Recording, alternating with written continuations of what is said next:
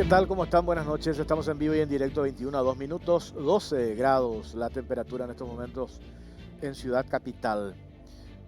Vamos a ir a un informe. Nosotros accedimos esta mañana, estábamos detrás de este documento. Accedimos esta mañana a las 11. Tiene fecha 12 de julio de 2021.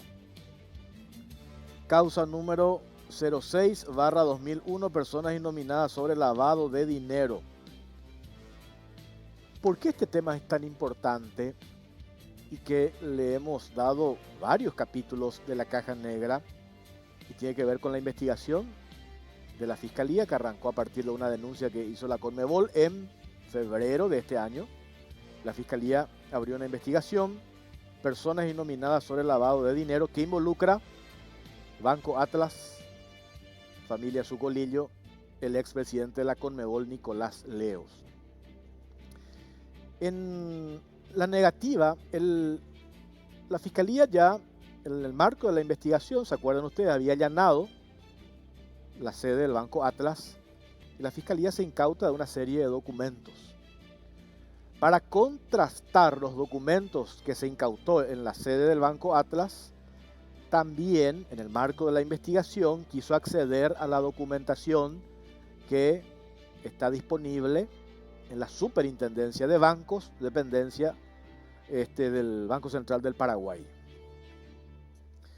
Y llamó la atención que la Superintendencia de Bancos, a cargo de Hernán Colmán Rojas, se haya negado a proveer información. La Fiscalía hizo dos requerimientos.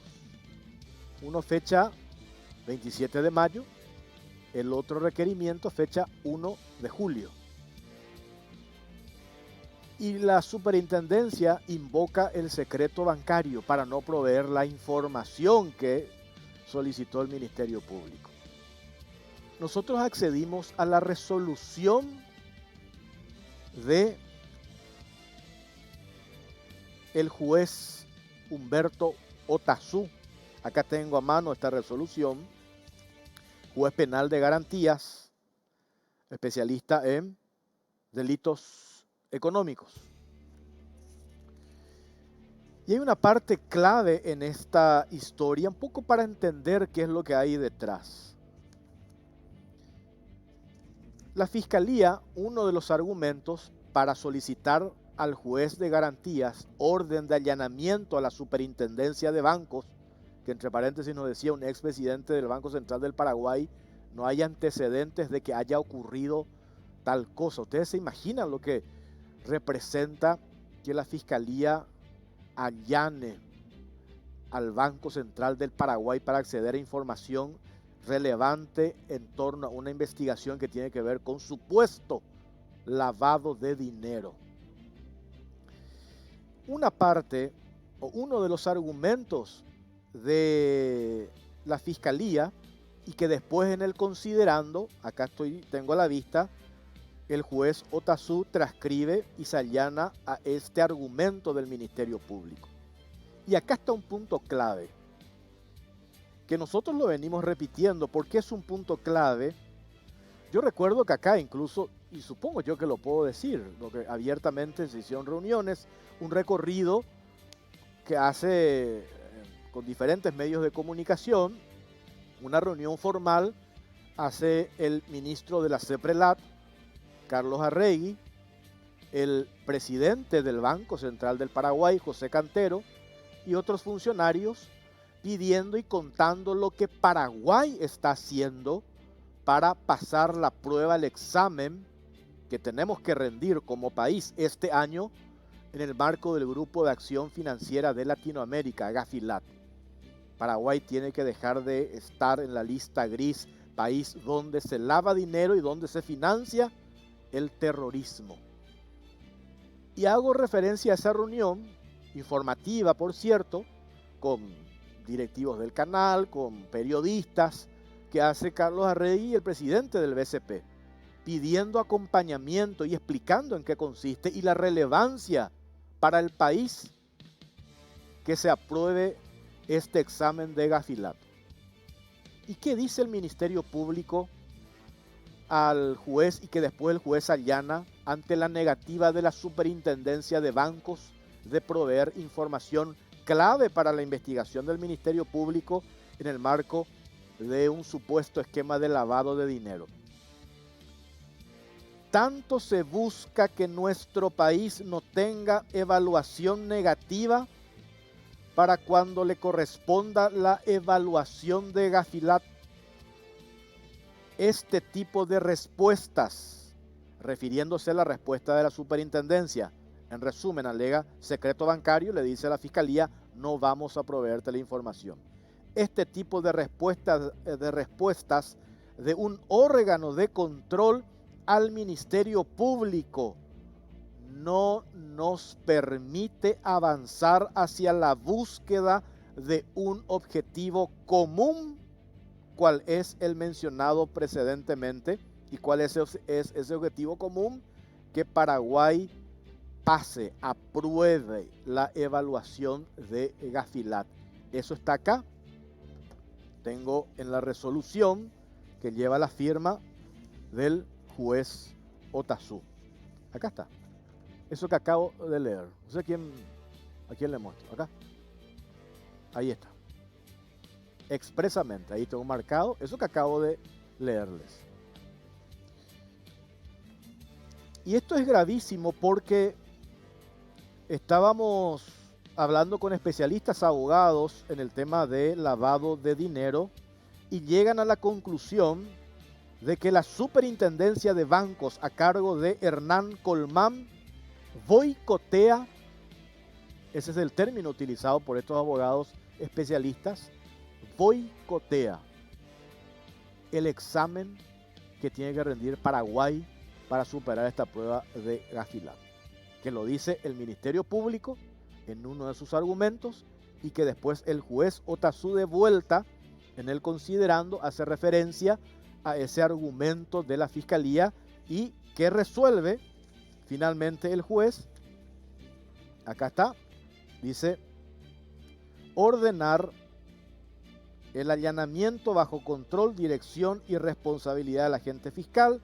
Menciona a la fiscal Liliana Alcaraz, de las dependencias de la Superintendencia de Bancos y de sus oficinas administrativas ubicadas en la sede del Banco Central del Paraguay. Está la dirección y acá refiere a los documentos. Notas que vamos a ver en el informe.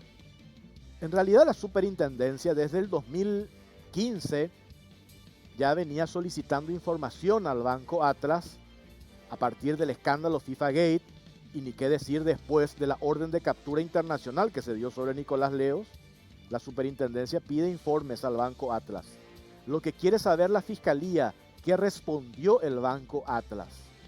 Porque quiere, reitero, contrastar la información que tiene cuando allanaron el Banco Atlas y ahora quieren cruzar datos con lo que tiene la Superintendencia de Bancos. La gran pregunta es ¿por qué la negativa de la Superintendencia de Bancos? Sobre todo cuando la Fiscalía en el segundo requerimiento que le hace le aclara que si no responden a este pedido van a utilizar las herramientas legales y jurídicas para acceder a dicha documentación. Es decir, le van a allanar. Y nos decía el otro día el expresidente del Banco Central del Paraguay, Carlos Fernández Valdovinos, ¿por qué el superintendente de bancos permitió, sabiendo bajo advertencia de la Fiscalía, permitió este bochorno para el Banco de Bancos, que es el Banco Central del Paraguay, exponerse a un allanamiento? Y la pregunta que nos hacemos, que le estamos buscando al presidente del BCP, al señor José Cantero, ¿él estaba al tanto de esta solicitud del Ministerio Público? ¿Él estaba al tanto de la negativa o del argumento utilizado por el superintendente de bancos para no proveer información a la Fiscalía? Esta fue una decisión que lo tomó de manera él solo, el superintendente de bancos, o aprobó el directorio del BCP. sería importante que el presidente del Banco Central del Paraguay, José Cantero, quien hace el lobby y con justa razón por la importancia de que Paraguay supere la prueba de Gafilat con Arregui, con el ministro de la CEPRELAT, con distintos actores, con medios de comunicación, referentes sociales, empresariales, etcétera, etcétera. Sería importante que el presidente del Banco Central del Paraguay haga estas aclaraciones en relación a este caso puntual. Veamos el informe.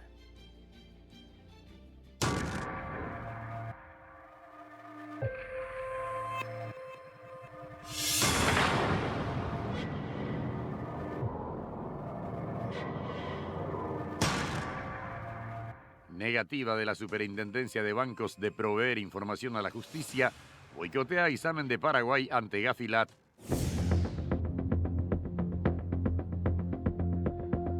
La Superintendencia de Bancos, a cargo de Hernán Colmán Rojas, pisoteando lo que establece la ley, se negó a proveer información clave en el marco de una investigación penal sobre supuesto lavado de dinero que involucra al Banco Atlas, propiedad de la familia Sucolillo, y al expresidente de la Conmebol, Nicolás Leos. Humberto Otazú, juez que autorizó el allanamiento a la dependencia del BCP, destacó en su considerando que la Superintendencia de Bancos omitió su deber legal de proveer información al Ministerio Público.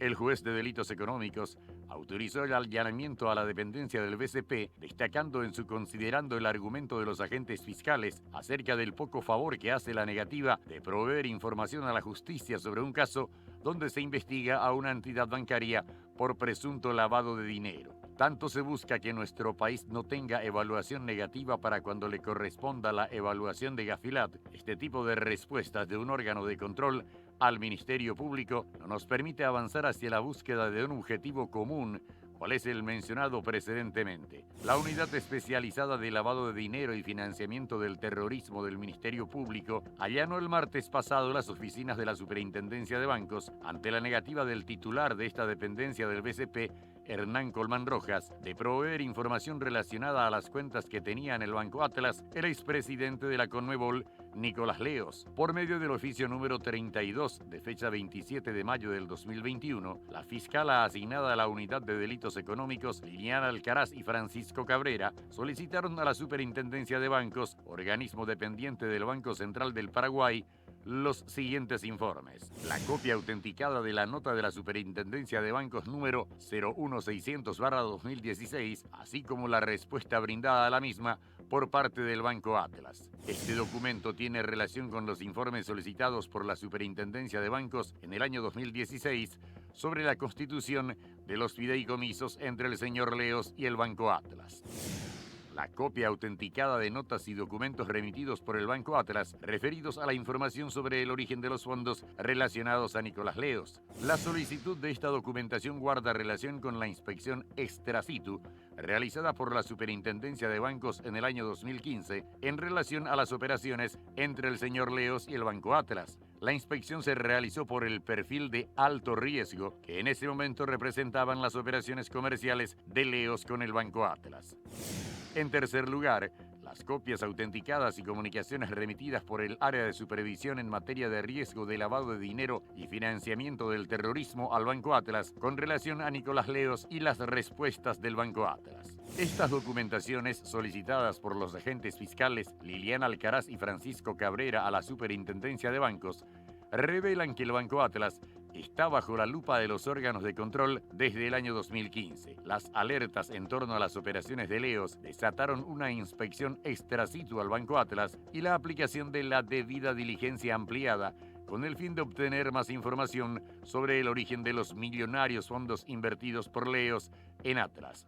Posteriormente, en fecha 7 de junio del corriente año, la nota SBSO 00204/2021, el superintendente Hernán Colmán Rojas, así como el gerente de análisis y regulación Jorge Daniel Jiménez y el encargado de la unidad jurídica de esa institución, Aldo Javier Rodríguez, respondieron que no podían entregar la información que había solicitado el Ministerio Público porque la misma se encuentra tutelada por el deber de secreto bancario, según lo establecido en el artículo 6 de la Ley Orgánica del Banco Central del Paraguay. En su nota, los citados funcionarios señalaron que dicha restricción podía levantarse única y exclusivamente en los casos contemplados en el artículo 7 de la Ley Orgánica del BCP, entre los cuales no se encuentra contemplado al Ministerio Público o sus agentes fiscales. No obstante, refiere que también pueden entregarla cuando la información es requerida por una autoridad judicial competente en virtud de una resolución firme dictada en juicio.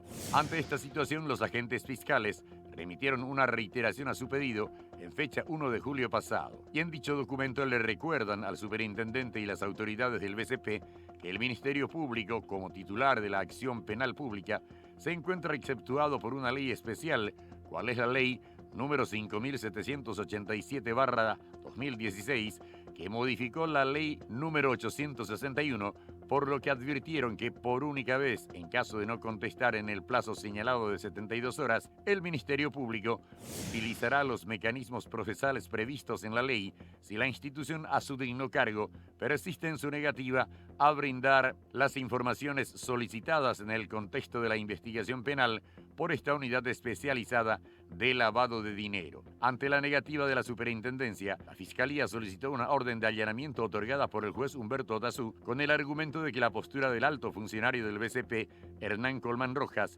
en nada contribuía al examen que Paraguay está rindiendo ante el Grupo de Acción Financiera de Latinoamérica, Gafilat, referente a la prevención y el combate del lavado de activos y financiamiento del terrorismo.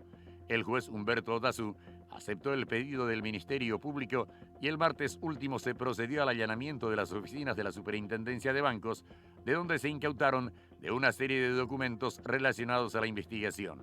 Las operaciones comerciales entre el Banco Atlas y el señor Nicolás Leos están bajo la lupa de los órganos de control desde el año 2015. En ese momento, Leos ya contaba con procesos abiertos por la justicia norteamericana en el marco del escándalo FIFA Gate. El Ministerio Público, en la causa abierta contra los directivos del Banco Atlas por presunto lavado de dinero, pretende cruzar la información obtenida tras el allanamiento en las oficinas del Banco de los Sucolillo con la documentación que obra en poder del Banco Central.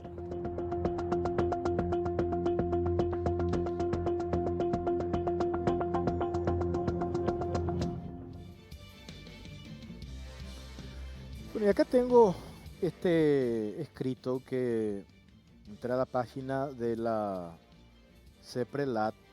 Me estoy fijando en el tercer párrafo, que es la recomendación número 2 de las 40 recomendaciones del Grupo de Acción Financiera.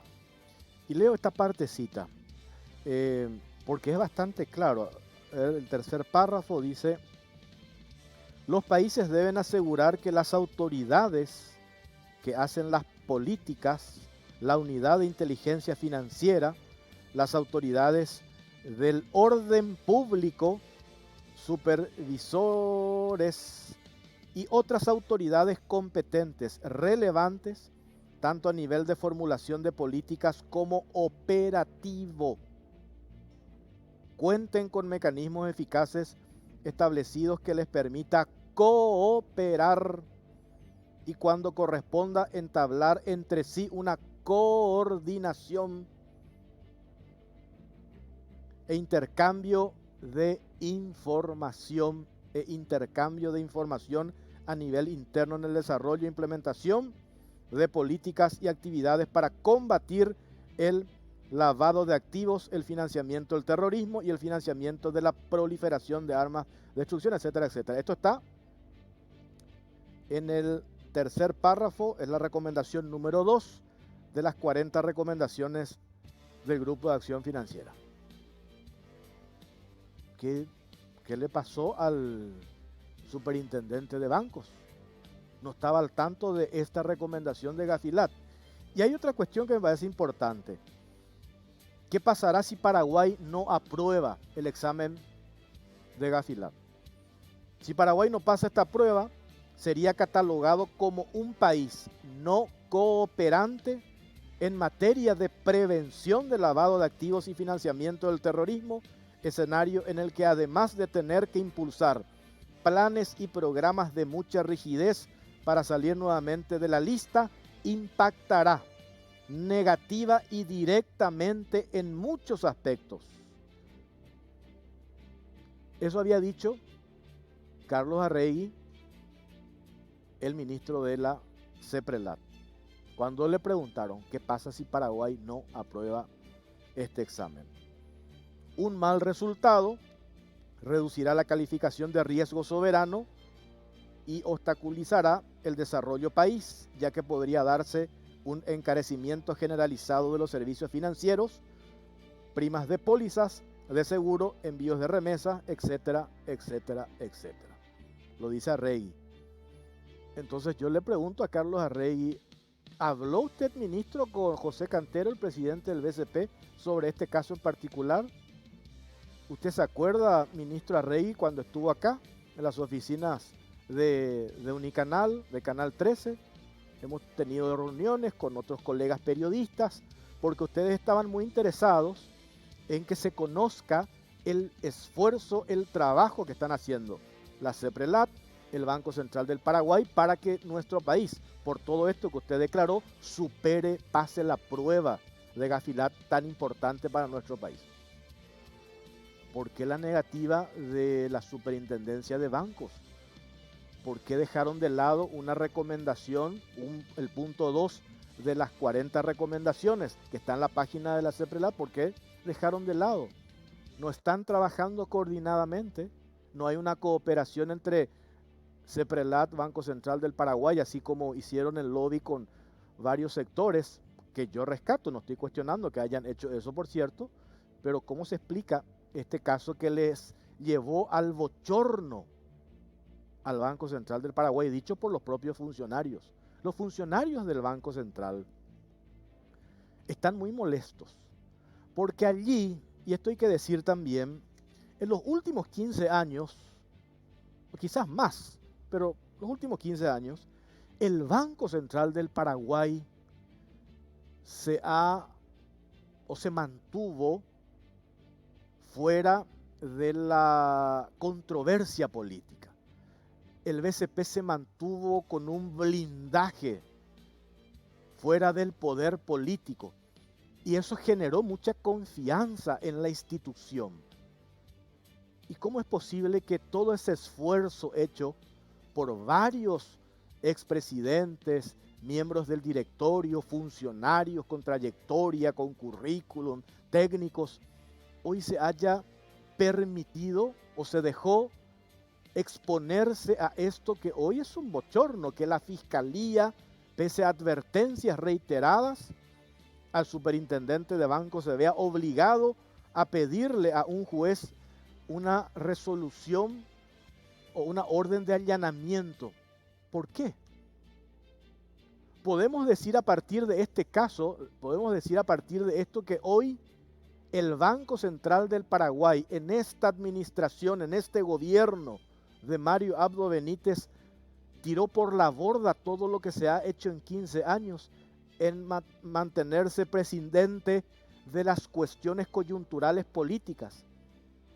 Los mismos funcionarios del BCP, específicamente la superintendencia de bancos, afirman de que hay un nexo.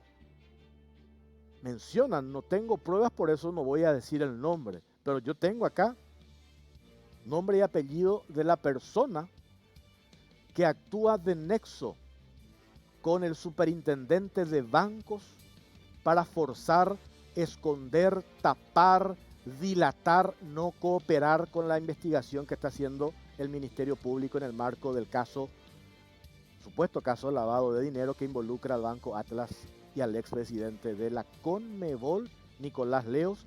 Específicamente esto tiene que ver con una operación de fideicomiso, 6 millones de dólares que hizo Leos con el Banco Atlas cuando él ya tenía orden de captura internacional por la justicia norteamericana, lavado de dinero, asociación criminal y otras cuestiones. Entonces, acá sobre esto me parece importante que haga una aclaración o dé la cara el ministro de la CEPRELAT, Carlos Arregui, y también el presidente del Banco Central del Paraguay.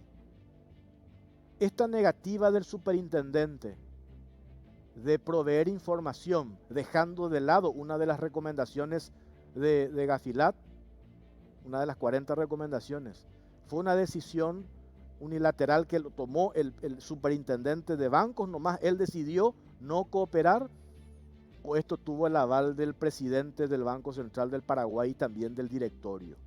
Esto tienen que explicar. Y si efectivamente le dieron esa orden al superintendente de no proveer la información, ¿en qué quedamos entonces todo este trabajo que dicen que están haciendo para que Paraguay supere la prueba de Gafilat?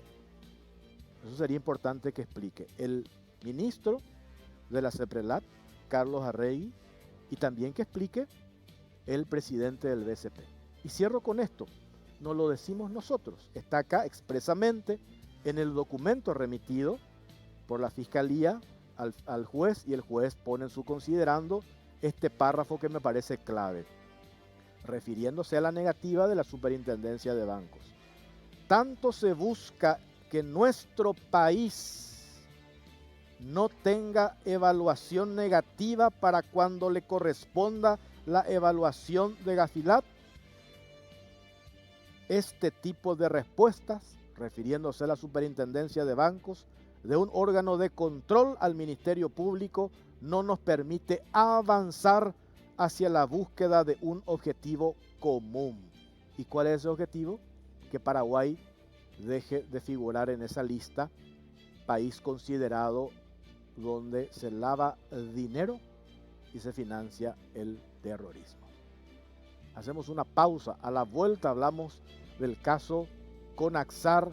Ayer Cámara de Senadores tomó la decisión, ya en realidad la semana pasada, pero ayer se fijó fecha, 28 de julio, para la interpelación de José Ortiz Báez, titular de Conaxar, quien decidió delegar funciones de ese ente regulador a una empresa privada para que haga el control, entre comillas, de las famosas máquinas tragamonedas, estas que pululan por todo el país y que genera para el sector privado cerca del $1.000.000 por mes.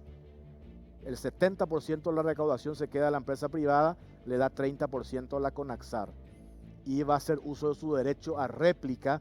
Quien nos pidió, nosotros a quienes piden derecho a réplica, siempre le otorgamos al abogado Hugo Estigarribia Gutiérrez. Pausa, venimos enseguida.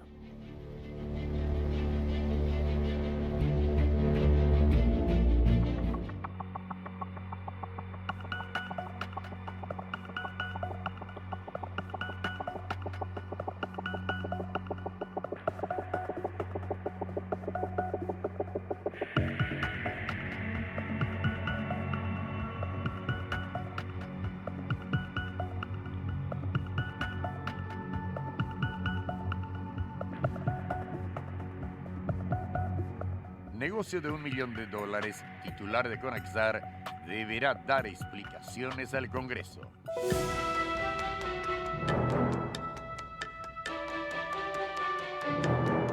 La Cámara de Senadores aprobó el proyecto de resolución que cita e interpela a José Antonio Ortiz, presidente de la Comisión Nacional de Juegos de Azar Conaxar, a consecuencia del escándalo con las máquinas electrónicas y el supuesto negociado con una empresa privada. La Caja Negra expuso el negocio de los $1 millón a favor de una empresa privada beneficiada por la Conaxar. El ente regulador de los juegos de azar otorgó sin licitación ni ley nacional, como establece la Constitución Nacional, la concesión del cobro de cánones y explotación a la empresa privada ICROP Sociedad Anónima, que es cuestionada por su perfil financiero y jurídico. Ante las serias dudas generadas, los senadores de la Nación aprobaron la interpelación al titular de Conaxar, José Antonio Ortiz, quien deberá responder ante los mismos cuál es la fundamentación constitucional y legal de la resolución número 34/2020 de su institución, por la cual se autoriza la nueva modalidad de explotación con intervención en la operación del juego de azar de máquinas electrónicas tragamonedas en locales cuya actividad comercial principal puede ser diferente a juegos de suerte o de azar, de conformidad con el artículo 1 del decreto número 6206/99, y se aprueba el proyecto de regularización presentado por la firma ICROP Sociedad Anónima. También deberá entregar a los congresistas todos los documentos de la resolución y la lista de las autoridades de Conaxar que formaron parte de su aprobación. José Ortiz tendrá que informar al Senado cuánto cobra ICROP Sociedad Anónima en concepto de canon y cuál es el porcentaje de dicho cobro que transfiere a Conaxar, además de cuál fue el proceso de selección de esta empresa y contra cuáles compitió para ser beneficiada. Así también deberá decir cuántas máquinas habilitadas fueron verificadas y cuántas actas de verificación se realizaron. Y por último, deberá responder si la empresa ICROP Sociedad Anónima está autorizada para explotar las máquinas electrónicas y, en caso positivo, cuántas máquinas electrónicas de su propiedad se encuentran habilitadas. Por su parte, la Cámara Baja aprobó la semana pasada varios pedidos de informes relacionados a la decisión de la Comisión Nacional de Juegos de Azar,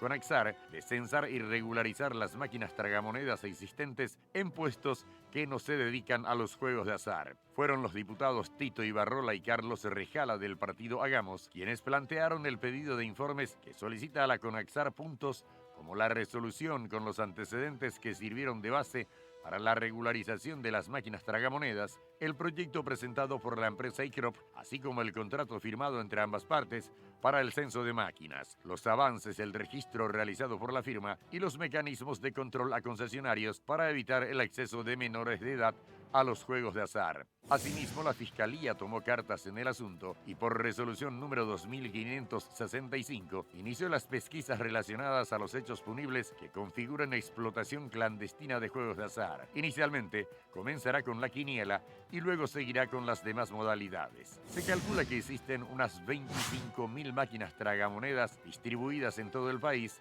aunque tampoco se tiene un registro oficial y se especula que podrían llegar hasta 150.000, número casi imposible para nuestro país. Pero partiendo de datos recabados desde la CONAXAR, serían 25.000 las máquinas callejeras clandestinas que operan a nivel país y a la empresa ICROP Sociedad Anónima recaudaría cerca de $1 millón solo por el cobro del canon, y el 30% de esta recaudación trasladaría al ente regulador.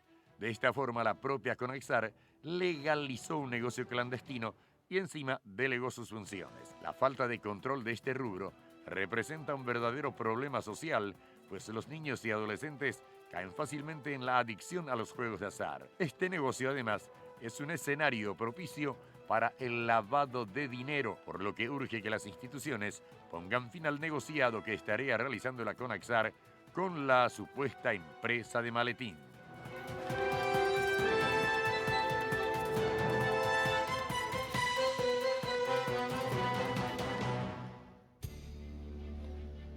Llegó a Inverfin el nuevo Motorola E7 Plus, que viene con una sorprendente cámara doble de 48 megapíxeles y una super batería de hasta 36 horas de uso. Adquirirlo a unas mínimas cuotas de 119.000 guaraníes en todas las sucursales del país o a través de su página web en www.inverfin.com.py. Motorola representa y distribuye Selex S.A. Está en línea el abogado Hugo Estigarribia Gutiérrez, quien solicitó su derecho a réplica porque fue aludido en un informe en el programa anterior en relación al tema CONAXAR. Hugo Estigarribia, ¿qué tal? ¿Cómo le va, doctor? Buenas noches. ¿Cómo estás, Jorge? Un placer hablar contigo. No veo el titular catástrofe que pusiste la vez pasada ya en tu nota, ¿verdad? Ex senador Hugo Estigarribia avaló tragamonedas, para empezar, ¿verdad? Perdón, no entiendo. La vez pasada en tu programa vos pusiste ex senador Hugo Estigarribia avaló tragamonedas. Entonces voy a empezar a replicar eso. Sí. Decirte que yo, mi estudio jurídico ha hecho un dictamen para una empresa multinacional líder en juegos de azar, una empresa extranjera de origen español, en fecha 17 de febrero de 2021. En tu programa y también en el comentario que pusiste en La Nación, dijiste que ICROP S.A. contrató los servicios de mi estudio jurídico. Jamás he tenido contacto con ICROP, ni representantes de ICROP, ni conozco a nadie de ICROP.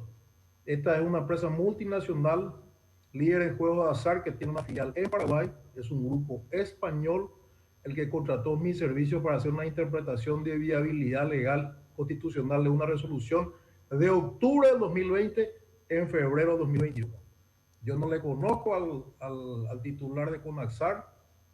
Yo no dicté una resolución. Yo hice un dictamen muy posterior ¿verdad? Donde se hace un análisis legal para un cliente y no fue a medida, fue conforme a derecho, porque en mi estudio jurídico no se hacen dictámenes a medida. Entonces yo quiero aclarar esto porque primero se vincula a mi condición de ex senador. Yo dejé el Senado el 30 de junio del 2013 y el dictamen es ahora de febrero del 2021.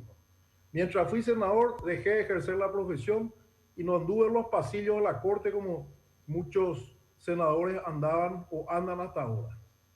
Entonces, vamos a poner las cosas claras. En segundo lugar, yo no tengo ningún interés en avalar nada, solamente hago un dictamen de viabilidad constitucional. ¿Y por qué es viable esta norma? Sobre todo porque no fue impugnada inconstitucionalidad y no fue declarada nula e inaplicable. Así que a mí me parece muy bien que el Senado o diputados interpele. Yo desconozco todo contrato entre ICROP y CONAXAR. Así que esto que has publicado, Jorge, me ha causado tremendo daño personal, profesional, familiar, a mi estudio jurídico también, ¿verdad?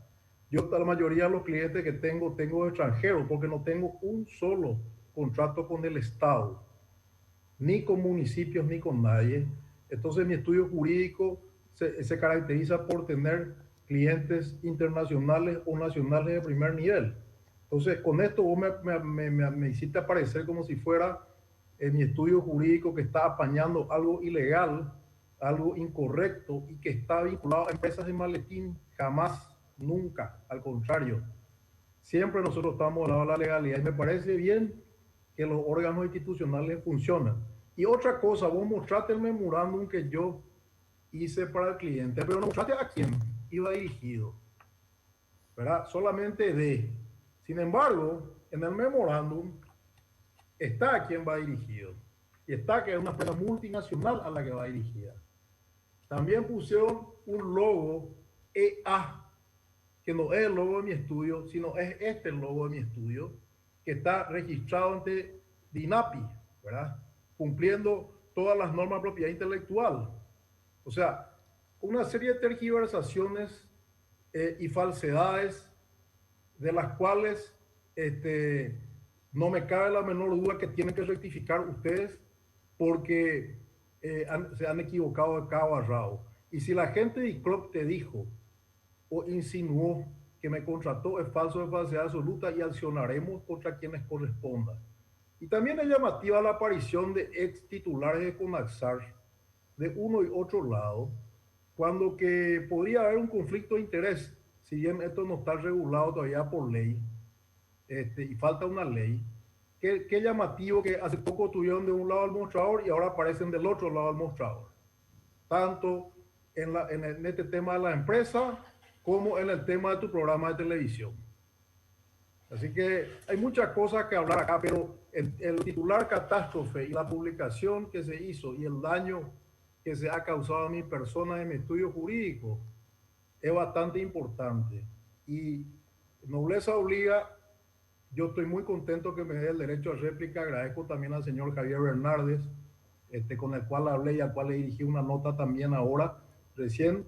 Pero también a la réplica se debe sumar la rectificación, el pedido de disculpas para poder aclarar esto. Porque una cosa es un dictamen a un cliente y otra cosa es lo que hagan otras instituciones que no tienen nada que ver con ese cliente.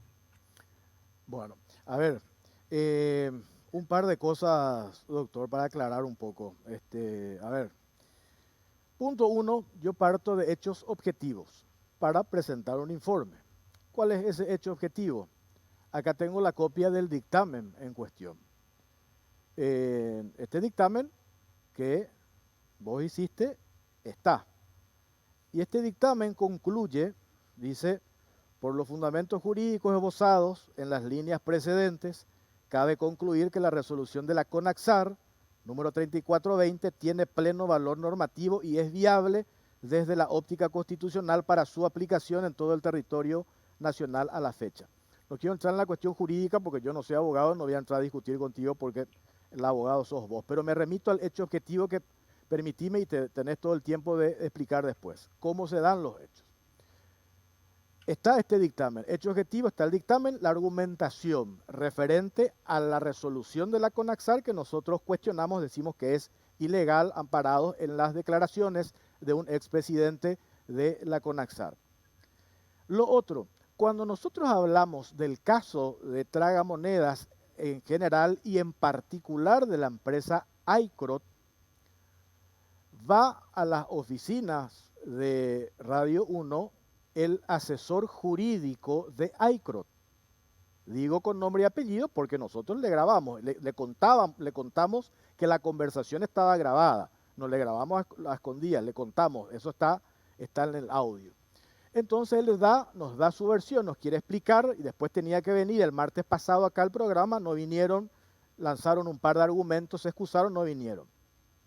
Este abogado de nombre Cristian Vera, expresidente de la CONACSAR, en un momento cuando él hace su descargo con nosotros, estaba mi productora periodística de la Caja Negra, le dijimos, esto que ustedes están haciendo no tiene ningún aval, no tiene ningún respaldo jurídico ni técnico. Ahí nos dice Cristian Vera, el asesor de la empresa Aikrot, sí tenemos un respaldo jurídico legal, un dictamen del doctor Hugo Estigarribia que hizo su estudio jurídico. Le digo yo si puede enviarnos ese dictamen y acá tengo en el WhatsApp de Cristian Vera, me envía el dictamen de Hugo Estigarribia, que está acá su firma, pero ya en ese dictamen que nos envía él, no aparece eso que usted menciona, porque acá tengo el original a quien iba dirigido. Él presenta como dictamen de Aikrot, que también le entregaron a la CONACSAR. Nosotros nos basamos en el informe que presentamos en el programa anterior exactamente en los datos proveídos por el asesor, que está grabado, por cierto, de la empresa Aikrot. Cuando le hacemos ese reclamo, el asesor de Aikrot muestra el dictamen jurídico del doctor Hugo Estigarribia Gutiérrez, que este dictamen que tengo acá a la mano. Entonces, cuando nosotros le decimos, y yo creo, incluso no sé si después de esto, en la interpelación del presidente de la CONACSAR, cuando yo le digo a Cristian Vera, ¿por qué la CONACSAR no hizo otro dictamen? Entiendo yo el interés de la empresa privada en hacer un dictamen jurídico para entender los alcances legales de esta resolución cuestionada de la CONACSAR. ¿Por qué no hizo la CONACSAR otro dictamen? Me dice la CONACSAR también usa el dictamen del doctor Hugo Estigarribia. Te estoy resumiendo lo que me dijo Cristian Vera. Entonces, exponiendo eso, Cristian Vera, nosotros armamos el material que los propios, reitero, y te dejo ya hablar ahora, asesores de la empresa Aikrot dicen, nuestro respaldo jurídico es el dictamen de Hugo Estigarribia. Voy al hecho objetivo.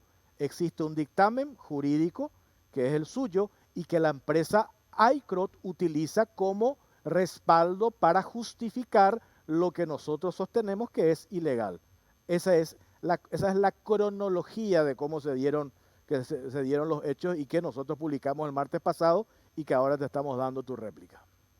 Bueno, yo te agradezco esta explicación. Es muy grave lo que decís, Jorge, porque yo no lo conozco al señor Cristian Vera, o si lo conozco será de vista, ¿verdad? No recuerdo haberlo tratado. Yo no le conozco a nadie Aikrot. Yo no le conozco al titular de CONACSAR. Yo no tengo trato institucional con CONACSAR, pero el dictamen le hice a una multinacional que yo por confidencialidad reservo el nombre, pero me veo obligado a mostrar el nombre de la multinacional. A ver, acá, ¿verdad? ¿A quién va dirigido, verdad? Y hicimos una investigación previa en el estudio para sacar el dictamen, que es una multinacional de juego de azar, ¿verdad? Cuyo nombre está acá. Entonces, yo no tengo vínculo con Aikrot. Y es una irresponsabilidad de parte del asesor jurídico de Aikrot, de la cual va a tener que responder ante las instancias legales pertinentes, ¿verdad? Si así se nos ocurre, vamos a debatir en el estudio esto, ¿verdad? Para usar un dictamen dirigido a otra empresa, ¿sí?, que me pidió ese dictamen, probablemente para ver si competía en el ámbito de la resolución 34-2020, ¿verdad?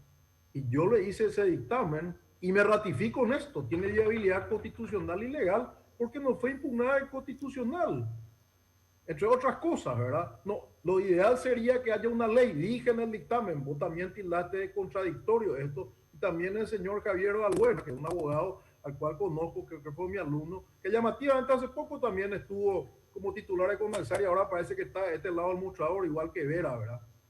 Por eso es que yo en su momento he hecho un anteproyecto de ley de conflicto de interés que con apoyo a la cooperación internacional y se le entregó a los diputados del Foro Anticorrupción. De un lado del mostrador un día y después pasan al otro lado, ¿verdad? Y muy software antes y muy ricos después, entre paréntesis algunos, ¿verdad? Entonces es muy llamativo todo esto, pero es una barbaridad que se use un dictamen con un cliente que es una multinacional radicada en el país, que da trabajo en el país, un estudio jurídico serio, abogados que nos caracterizamos por ser serios en el ejercicio profesional y en la vida pública antes, y se nos pone con título de catástrofe. Y hay algo más grave, Jorge Ernesto, que te tengo que decir. Sí. También yo soy abogado del grupo 5 días. ¿Por qué es grave? Porque se publicó en el Diario La Nación y el Diario La Nación tiene que ocuparse de esto. Banco Basa tiene una demanda de daño moral contra el grupo 5 días. Espera, y el abogado del grupo 5 días soy yo. Espera, pero eso no tiene. Soy yo. Espera, poco. ¿Verdad? Contraparte de, de una entidad financiera vinculada al grupo. No, pero eso, al grupo ese ya es. Entonces, ¿qué sucede? No, Hugo, espera, yo puedo interpretar esto como una persecución. Espera, yo te acabo. Entonces, te acabo. Sí, por eso, perdón que te diga, eso es un disparate eso que estás diciendo. Perdón que te diga. Porque te hice la cronología de los hechos. Ahora me estás contando lo de base, yo no tengo la más pálida idea. Correcto. Espera, pero espera. La cronología, pero me diste un título catástrofe. ¿Por qué no me consultaste? Te pregunto, ¿por qué no me consultaste el martes pasado, antes de tu programa, a ver a quién iba dirigido este memorándum primero, antes de ponerme a mí como que avalo tragamonedas? Está el dictamen. Por eso te estoy diciendo, Jorge, está muy bien lo que vos me aclarás. Yo te agradezco, yo veré qué hago con Vera, con iCrop, etcétera. Y si Conaxar usa mi dictamen, también voy a hacer lo que tenga que hacer contra Conaxar, ¿verdad? Pero te digo algo, es muy delicado involucrar a un abogado y a un estudio jurídico como responsable de algo que no tiene nada que ver. Y yo valoro mucho esta réplica, pero también es particularmente grave por lo que te digo, por esta relación de contraparte que tengo con un órgano financiero vinculado al grupo de difusión de medios de la nación. Entonces, por eso es particularmente porque puede ser una persecución al ejercicio. Eso no tiene absoluta. Entonces, yo te digo, eso, no, quiero aclararte que eso no. Que esto que estás aclarando ahora me hayan dejado el martes pasado que haga. Pero en general, porque nos conocemos hace mucho tiempo. Pero vamos a separarlo. Está bien, es cierto, te conozco hace 30 años y yo me considero incluso tu amigo porque por varias razones. Mismo, yo también por varias razones. Amigo, pero de acuerdo contigo. Me sorprendió una nota que hiciste a favor de Camilo Suárez, tu archienemigo, donde me escribiste en La Nación, no te quise contestar hace un año y medio. Bueno, pero mezclas. Pero te digo nomás. Mezclas los tantos, Hugo. Quiero ir a lo puntual. Quiero ir nomás. La próxima vez me consulte antes de publicar algo como esto, porque si el martes me hubiera consultado el lunes, no hubiera necesitado esto y yo también ya hubiera sabido por qué. Te voy a explicar. A ver, Hugo, esperamos un rato. La dinámica de nuestro programa, me dijiste el otro día que siempre sueles vernos. Sueles ver la caja negra. Le veo siempre, claro. Bueno, está bien, porque confío en tu programa. Estamos de acuerdo, espera. La dinámica de nuestro programa, nosotros presentamos los informes en base a las documentaciones que tenemos y después, en el siguiente programa, hacemos la réplica. Cuando vos decís, me hubieses consultado, espera un poquitito. Yo por eso hablo de los elementos objetivos que nosotros tenemos. Si era solamente la declaración de Vera, que nos dice tenemos un dictamen jurídico de Hugo Estigarribia, ahí yo sí me vería obligado a preguntarte si realmente existe el dictamen. Pero cuando ese mismo abogado me pasa la copia del dictamen jurídico que tiene el logo de tu estudio jurídico y tiene tu firma y la conclusión, yo no necesito hacer ningún chequeo. Yo tengo tu firma, tengo el contenido de la resolución y tengo la declaración de Vera, el representante de la empresa. En este caso, cuando nosotros presentamos la denuncia, vos no tenías por qué tomar intervención. Por eso... ¿No te pareció llamativo, disculpame mejor que diga algo, no te pareció llamativo que no figure a quién iba dirigido el dictamen? No le preguntaste, ¿por qué no dice acá a ICRO? Pero dice no le preguntaste, ¿qué llamativo es esto? Claro, ¿verdad? Eso habría que... Pero ICRO dice que, pero te estoy diciendo, te dice la cronología, ICRO muestra, te cuento, si no sabías, muestra tu dictamen como un aval. Sí, pero cuando pequeño detalle ahí, hay una distorsión del documento que puede ser incluso punido penalmente, ¿verdad? Se distorsionó el documento porque no tiene el documento que te entregaron a vos. Lo principal, el encabezado, a quién va dirigido, a quién va mi opinión, ¿verdad? Entonces, ¿qué sucede? Es un documento distorsionado que induce a error y otra vez las letras catástrofe que pusieron ustedes induce a que Estigarribia está prácticamente avalando una barbaridad, ¿verdad? El estudio Estigarribia asociado al daño es inconmensurable. A mí me han llamado clientes internacionales por este tema. Después vamos a hablar. Después yo te pido. Decir, cuesta mucho construir un prestigio, un nombre en un país. Estamos de acuerdo, pero después podemos hacer. Después quiero ir entonces, ya que insistís con este tema, podemos hacer un debate acá con Javier Balbuena para ir al fondo de la cuestión. Porque tu dictamen, si bien es para una empresa internacional o lo que fuere, es sobre el punto en cuestión que es esta resolución de la CONAXAR, es esta resolución de la CONAXAR tan cuestionada, por cierto, tan cuestionada al punto que la Cámara de Senadores lo convoca al presidente de CONAXAR para que dé explicaciones acerca del argumento por qué el presidente de CONAXAR, vía resolución, se toma atribuciones, delega sus funciones a una empresa privada. O sea, y esa resolución, el rótulo de la resolución dice que esa resolución se hace exclusivamente para la empresa ICROT. O sea, y tu dictamen es sobre esa resolución, no dice de una empresa internacional, dice la empresa ICROT. O sea, no sé si me explico. Entonces, si querés... La resolución de la que vos hablas no tiene nada que ver con la relación entre ICROT y CONAXAR. O sea, puede ser el fundamento para esa relación, pero yo no tengo nada que ver en esa relación contractual. Estamos de acuerdo, Hugo, en la resolución, en el rótulo de la resolución dice el nombre de la empresa. Y tu dictamen es referente a esa resolución. No es una resolución genérica, es una resolución donde pone expresamente el nombre de la empresa ICROT. No estamos hablando de una cuestión genérica. Por eso te digo, este es un tema que me gustaría, si te interesa, debatirlo con un abogado, en el caso Javier Balbuena, quien tiene una posición sobre este tema en particular cuando hace referencia a que se debe modificar la ley 1016 para que se justifique esta resolución de la CONAXAR. Pero esa ya es una cuestión jurídica que yo no quiero entrar porque yo no soy abogado. ¿Cómo no? Mira, yo no tengo ningún problema en debatir, Jorge. Vamos a hacer. Mira, fíjate vos que la resolución lo que dice es reglamentar el decreto, y sí, en la parte final puede hablar de ICROT, pero resulta que... No, pero mira, Hugo, no mires... No mires la parte final, ahí tenés la resolución, mira el título de la resolución, dice ICROT, la última línea, ahí está, arriba. Pero sí, ICROT dice acá, pero ¿qué dice primero? Sí, pero se autoriza la nueva modalidad de explotación con intervención en la operación de juego de azar, dice. ¿Y después qué dice? Es acorde al decreto decreto número 6206/99, artículo 1. Yo me refiero, ¿qué es lo que se me pide a mí? ¿Qué es lo que se me pide a mí, Jorge? Me preguntan, ¿esta es una herramienta válida, legal? Yo digo, ¿qué contesto yo? Lo ideal es una ley o una modificación de la ley. Al no haber ley ni modificación de la ley, lo que acá corresponde es que esta normativa sea válida. ¿Y por qué es válida? ¿Por qué es válida? Porque no fue accionada de inconstitucionalidad y no fue declarada nula y aplicable. Pero por eso, entonces, te propongo,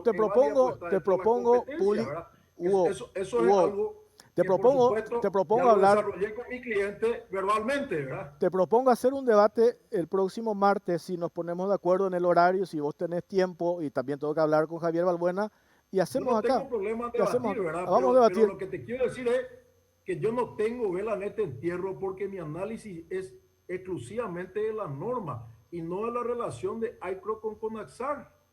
No tiene nada que ver una cosa con otra, ¿verdad? Y es para quién. Y es para una firma multinacional que me pidió, o sea, que ICRO lleve esto como un fundamento, es un mal uso de mi dictamen, un mal uso, un abuso.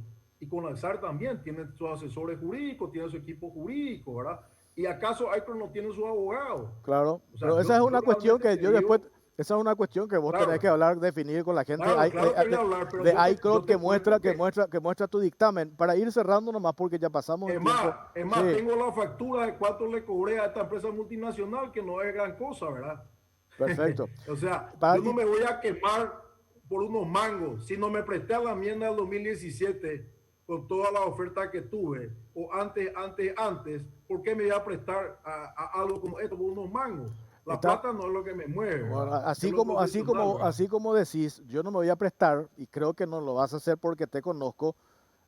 Vamos, por favor, eso que me mezclaste acá, yo fui abogado de 5 días, eso me parece, hubo un disparate. Nosotros, yo te hice la cronología, te conté, es más, vení, te muestro el mensaje porque yo le advertí y le conté al expresidente de Conaxar, a Cristian Vera, al asesor jurídico de AICO, que le estábamos grabando, y acá tengo la copia que él nos pasa tu dictamen. Y te hice la cronología. Bueno, solo objetivo. Acá el objetivo es la ilegalidad que consideramos nosotros de esta resolución de Conaxar, que por cierto, el presidente, insisto, va a ser de Conaxar interpelado por el Senado. Lo otro que decís, que me pasaron audio que dijiste, no quiero entrar en esa cuestión. Digo nomás, por el respeto que te tengo y por la amistad que tenemos hace 25 o más años, yo no estoy en esa historia, Hugo, de que vos sos contraparte del Banco Basa, una guerra en contra tuya. Vos sos un actor de reparto en esta historia, perdón que te diga, porque el abogado de ICRO nos pasa tu dictamen y por eso hicimos hincapié en el contenido de este dictamen y con la ayuda del abogado Javier Balbuena hace también, y eso lo escuchaste, una interpretación y habla de contradicciones. Por eso te digo, es más, hagamos un debate con Javier. Como actor principal. Yo soy actor de reparto, pero me pusiste como el padre de la criatura. Pero usa, la estrella principal, ¿verdad? Pero usa la empresa, la empresa. Que soy actor de reparto. Pero la empresa, te estoy diciendo, la empresa es la que te usa tu dictamen como aval. La empresa ICRO, no nosotros. Te hice la cronología. ¿Por qué? La empresa usa tu dictamen. ¿Por qué yo me sentí ofendido? Primero porque me extraña, vos un nombre muy agudo, que nos pidas, ¿a quién va dirigido este dictamen? Este memorándum, ¿a quién van dirigido? ¿Por qué no dice todo dictamen tiene que decir? Después, pero ¿por qué le vamos a preguntar si el abogado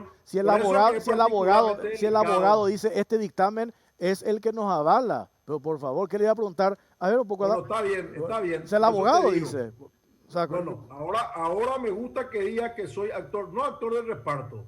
No existo en esta historia entre ICRO y Conaxar porque es una interpretación legal de una norma que no tiene nada que ver con esta relación. Si ellos contrataron ilegalmente, si no se hizo como debería ser de acuerdo a la ley de contrataciones públicas, de acuerdo al derecho administrativo, y si hay consecuencias penales, que carguen los responsables. Así mismo. Un abogado que hace un dictamen, ¿verdad? Tenés que le hace a otro cliente.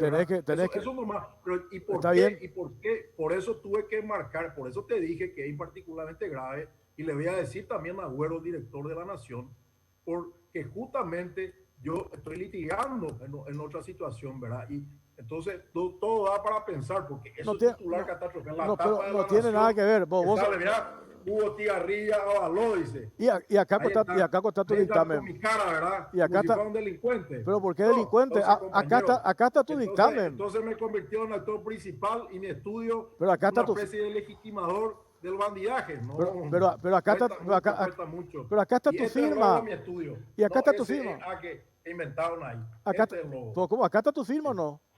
Sí, pero el logo de mi estudio es no es Entonces también por eso te digo, mi querido Jorge, yo te agradezco, valoro mucho porque sé que Sé que a veces es difícil hacer este tipo de cosas, para eso está la ley que nos ampara la Constitución.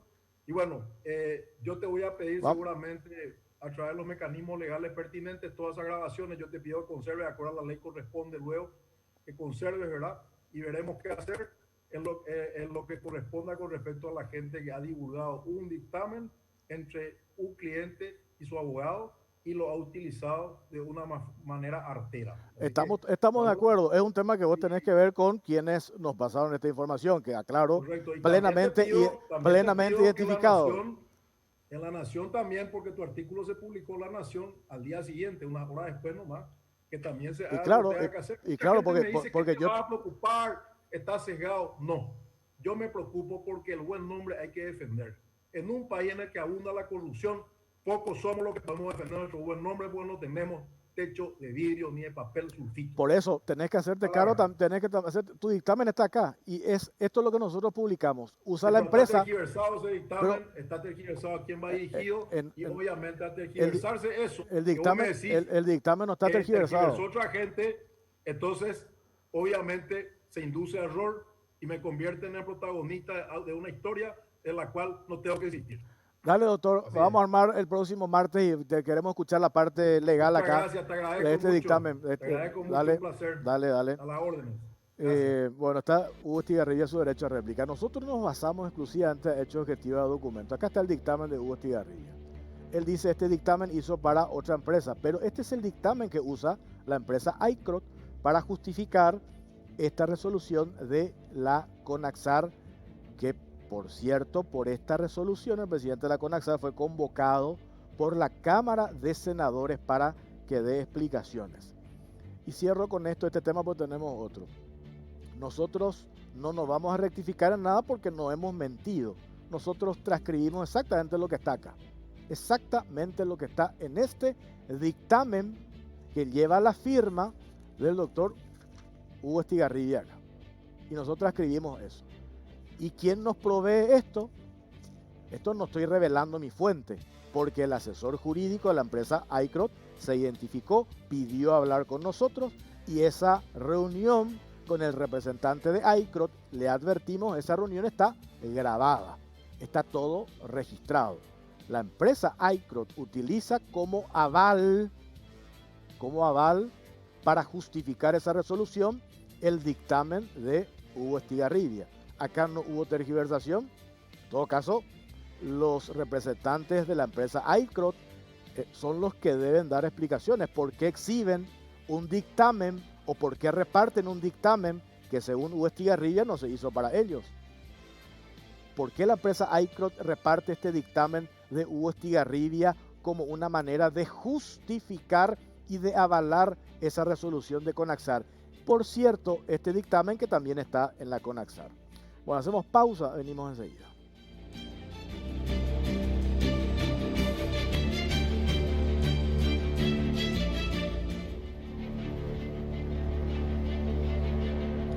Barcos y Rodados te ofrece una nafta que lo tiene todo. Full 93 aditivada para más potencia, rendimiento y ahorro. Ahorra cargando la calidad de Full 93 aditivada. Ahora calidad y economía se encuentran en un mismo lugar y al mejor precio. Se encuentran en Barcos y Rodados. Vamos con el informe del MOPC ahora. Tenemos ese, ¿verdad?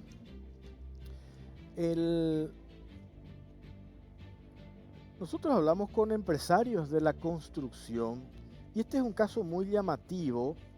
Hago la salvedad, este año, en abril de este año, el presidente de la República había dicho que esa mega obra, por cierto, la construcción del puente Carmelo Peralta Puerto Mortiño, iba a parar para redestinar los recursos de esa obra al tema sanitario. Después nos explicaron de que consiguieron recursos para hacer frente a eso y esa obra se va a hacer. Lo llamativo es que existen 5 protestas ante la Dirección Nacional de Contrataciones Públicas. 5 protestas que la DNSP debe determinar. Las protestas de estas empresas constructoras al pliego de bases y condiciones de esta mega licitación, $100 millones para la construcción del puente Carmelo Peralta Puerto Murtiño. Se hicieron cambios sustanciales al pliego de bases y condiciones. Por ejemplo, en una parte del pliego se pedía, porque es una licitación binacional, Paraguay-Brasil, que una empresa paraguaya se consorcie con una empresa brasileña.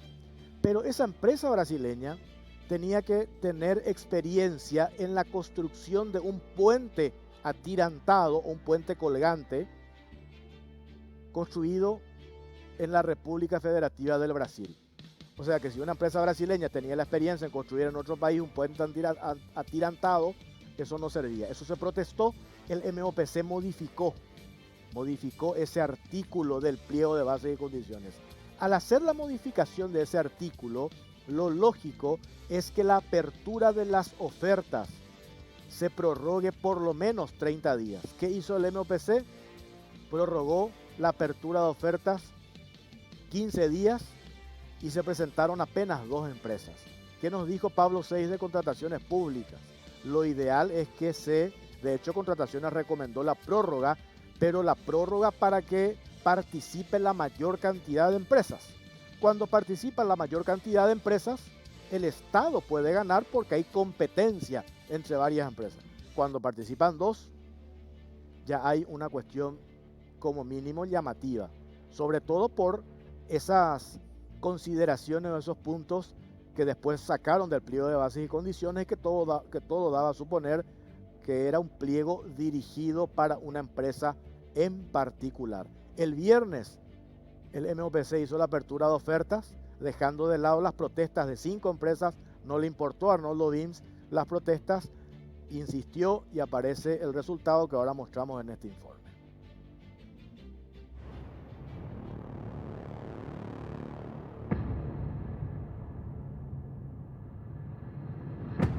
Tufo a cocinada en el MOPC. A tambor batiente, Wims ordena avanzar con licitación de nuevo puente con Brasil. El ministro de Obras Públicas, Arnoldo Wims, pisoteó las disposiciones de contrataciones públicas y atropelló la apertura de ofertas para la construcción del puente Carmelo Peralta Puerto Murtiño, valuado en $100 millones, pese a las protestas y el tufo a cocinada.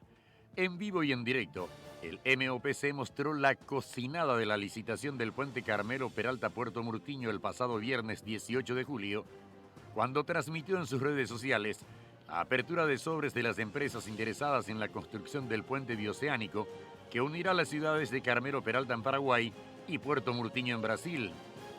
En la ocasión se recibieron las propuestas económicas de 2 consorcios, integrados por un total de 5 empresas paraguayas y brasileras, cuyas cotizaciones fueron un 5% y 8% menos del precio referencial de este llamado, que había sido fijado en 671.498 millones de guaraníes, con un porcentaje de garantía de mantenimiento de la oferta del 3%. Se trata del consorcio binacional PIBRA, compuesto por las empresas Tecnoedil Constructora Sociedad Anónima, Cidade Limitada y Paulitec Construcciones, con una oferta de 616.838 millones de guaraníes, menos 8% del precio referencial, y el consorcio Puente Bioceánico, integrado por las firmas 8A Sociedad Anónima y la constructora Queiroz Galvão Sociedad Anónima, que cotizó en 637.862 millones de guaraníes, 5% menos del precio referencial. La apertura de sobres se realizó pese a que otras 5 empresas interesadas en participar de esta licitación protestaron por las llamativas restricciones y además de la recomendación hecha por Contrataciones Públicas del MOPC para prorrogar el proceso licitatorio. Un día antes de concretarse la cocinada en el MOPC, el director de Contrataciones Públicas, Pablo Seix, mencionó en entrevista con Radio 1650 AM que al principio las empresas protestantes cuestionaron el lado técnico del pliego de bases y condiciones y luego reclamaron por el plazo de presentación de ofertas al no dar el tiempo suficiente para que puedan planificar su propuesta debidamente. Las primeras presentadas se referían a una cuestión técnica que ya fue corregida en el pliego. Esta última protesta presentada o abierta, por lo menos la protesta del día de ayer, se refiere concretamente al plazo de presentación de ofertas, ¿verdad? Entonces estamos analizando en este momento qué hacer en la BNSP. Estamos también en conversación con el Ministerio de Obras Públicas a los efectos de analizar si ellos eventualmente van a prorrogar o no el proceso. Según Seitz, en estos casos, la protesta en sí no interrumpe el proceso de presentación de ofertas, pero si eventualmente esta acción se resuelve después de la apertura de la licitación y a través de ella se llega a comprobar que el proceso estaba mal, se tendrá que anular la presentación de ofertas y volver a hacerla. Es por esto que usualmente las instituciones convocantes suelen aceptar la recomendación de prorrogar la licitación. Esta situación no se dio en el MOPC, donde en contrapartida se aceleraron todos los procesos aparentemente para direccionar la licitación a favor de 2 empresas que sí llegaron a presentar sus ofertas. Según los antecedentes, inicialmente el MOPC exigió que la empresa brasileña que decidiera participar en consorcio con una firma paraguaya tenga entre sus trabajos previos la construcción de un puente de similares características en el territorio brasileño, siendo que existen alrededor de 5 puentes de esa magnitud en el vecino país y en su mayoría han sido construidos coincidentemente por la constructora Queiroz Galvão Sociedad Anónima, la cual se unió a la paraguaya 8A Sociedad Anónima. Tras mucha insistencia, a tan solo unos días de la presentación de las ofertas, el MOPC decidió modificar y cambiar ese polémico punto. Este cambio a última hora dejó sin tiempo a las demás empresas a prever y planificar una oferta acorde a la magnitud del proyecto.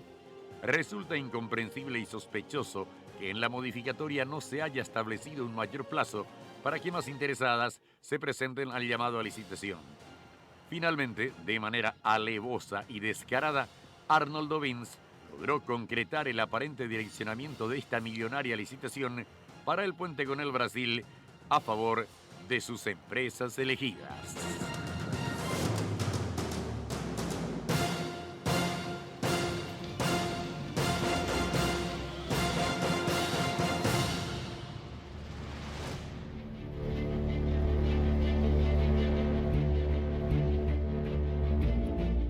Llegó a Inverfin el nuevo Motorola G9 Plus, que viene con un sistema de 4 cámaras con sensor de 64 MP. Adquirilo a unas mínimas cuotas de 189.000 guaraníes en todas las sucursales del país o a través de su página web www.inverfin.com.py. Motorola representa y distribuye Selex. No tenemos más tiempo, apenas el tiempo nos da para presentar este informe que el siguiente martes vamos a hablar con los protagonistas. Una denuncia que el denunciante, el ex socio comercial de Friedman, pide a la Fiscalía intervención por una denuncia de coacción, amenazas, detalles. Está en este informe, no se muevan ni canal, ya viene Gustavo Recalde. Hasta el próximo martes.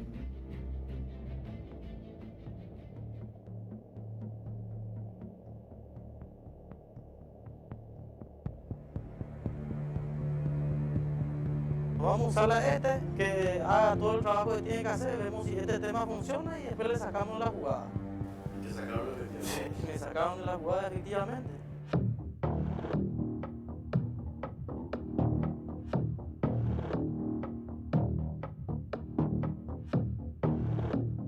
Ex socio de Friedman urge a fiscal que investigue denuncia por coacción. Acusan a Friedman de amenazar y despojar a su ex socio para quedarse con todo el negocio. Hugo Alexander Torales Viveros, bajo patrocinio del abogado Oscar Tuma, urgió en junio de este año al fiscal Juan Ledesma, de la Unidad 8 de Delitos Económicos, el diligenciamiento de las pruebas solicitadas en su denuncia presentada el 8 de octubre del 2020 por coacción y apropiación, delitos castigados con cárcel o multa. Alexander Torales, conocido como el prestanombre arrepentido, había denunciado por coacción grave y apropiación al político colorado Rodolfo Friedman Alfaro y a la señora Lilian Elizabeth Leiva Álvarez, quien es la esposa de Álvaro Alfaro, el primo hermano de Friedman. Estos últimos, involucrados en el caso de la empresa que proveía almuerzo escolar, propiedad de Friedman. De acuerdo con la denuncia presentada, en el año 2015 Hugo Alexander Torales recibió la invitación del entonces abogado Eber Noguera para formar parte de una sociedad y competir en las licitaciones de almuerzos escolares. Es así que adquirió el 50% de la firma Eventos y Servicios Sociedad Anónima en noviembre de ese año.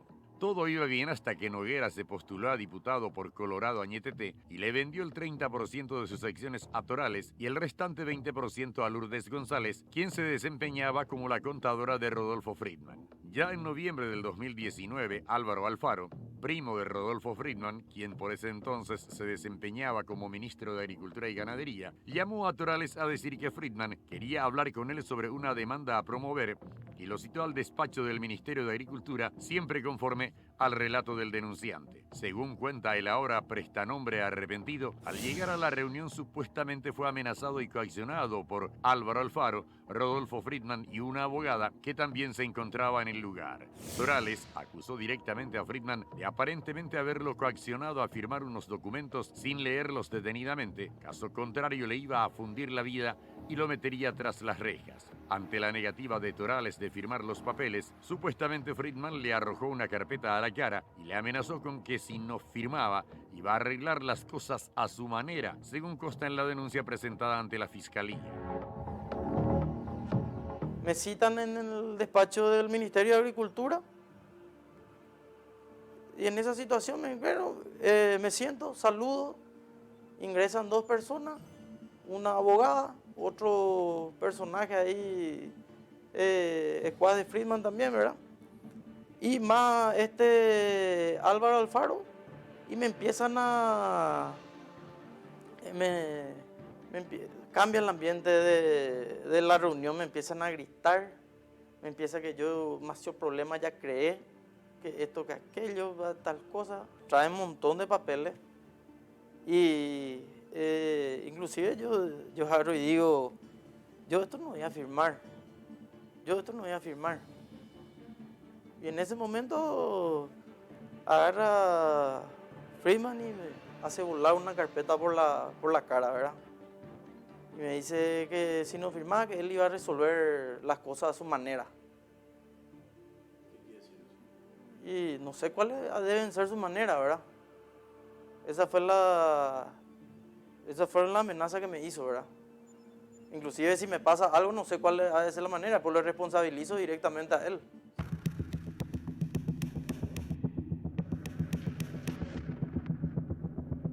Como el prestanombre sabía del poder del político guaireño, no tuvo otra cosa que firmar los documentos que, según pudo ver, tenían fechas antedatadas. Mediante estos papeles, Torales hizo entrega de toda su empresa, ya que estos documentos consistían en una carta de representación a favor de Lilian Leiva, la esposa del primo de Friedman, y un acta donde confesaba que había hecho una malversación de fondos de la firma ESA. De esta manera, lo dejaron fuera de la sociedad. En su denuncia, Torales mencionó que todos los documentos fueron firmados bajo amenaza, por lo que carecen de valor alguno, en especial donde se hace responsable de lo ocurrido con el dinero de la sociedad. Una prueba que sustentaría esta versión es que Torales fue el firmante del contrato de provisión de almuerzo escolar en el año 2018, cuando el gobernador del departamento del Guairá era Javier Silvera Dávalos, y firmó aún como presidente y representante legal de la sociedad, mientras que según los documentos que le hicieron firmar bajo caución, ya figuraba como apartado de la empresa desde el 30 de enero del 2018. Otro punto llamativo es que tras ceder sus acciones de la empresa Eventos y Servicios Sociedad Anónima a favor de Lilian Leiva Álvarez, en ningún momento Torales recibió dinero a cambio, por lo que aumentan las sospechas de que en realidad fue un despojo. En su denuncia, Torales ofrece como prueba la causa número 313/2018 caratulada Rodolfo Friedman sobre lesión de confianza. En ese proceso judicial, la Fiscalía concluyó que el senador Rodolfo Friedman y su entorno se quedaron con la empresa ESA, la cual proveía almuerzo escolar y manipulaba las licitaciones, ganando millonarios montos cuando el parlamentario era gobernador del Guairá en el 2016 y 2017. Por esa situación es que ahora se pide su juicio oral en esa causa. Según el fiscal de ese expediente, Osmar Legal, existe un esquema delictivo a través del cual Rodolfo Friedman, durante su administración al frente del gobierno departamental del Guairá, autorizó y suscribió para su beneficio personal un contrato administrativo para el suministro de bienes con una empresa que él mismo controlaba y dirigía. Tío, pasaron por el RUC de ESA. Yo tengo que hacer firmar un documento para poder emitir el seguro. Ahí recién se va a poder tener la póliza esa que exige la municipalidad para el pago. O sea, yo lo que es mío, voy a cambiar la cuenta de dólares y eso no se toca ni aunque se caiga el mundo. Eso ya no es más la empresa. En el 2018 hubo una maniobra, relatada por Hugo Torales, como un apriete de Friedman para quedarse con ESA. Entonces lo obligaron a vender su parte de la firma y por temor tuvo que abandonar el país y se fue a vivir a los Estados Unidos. Solo años después, volvió para hacer la denuncia de todo lo ocurrido. En esta causa, Torales presentó documentos, audios y conversaciones vía WhatsApp que respaldaron sus denuncias contra Friedman y su entorno. Fueron estas evidencias las que el Ministerio Público tomó para investigar y finalmente llegar a la conclusión de que el senador Rodolfo Friedman es culpable de los hechos que se le atribuyen.